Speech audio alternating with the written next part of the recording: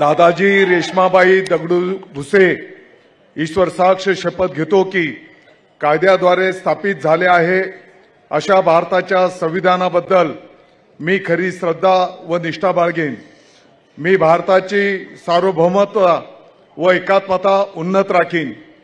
मी महाराष्ट्र राज्याचा मंत्री म्हणून माझी कामे निष्ठापूर्वक व सत्सक विवेक बुद्धीने पार पाडीन आणि संविधान व कायदा यानुसार सर्व तऱ्हेच्या लोकांना मी निर्भयपणे व निष्पक्षपातीपणे तसेच कोणाच्याही विषयी ममत्व भाव किंवा आकस न बाळगता न्याय वागणूक देईन।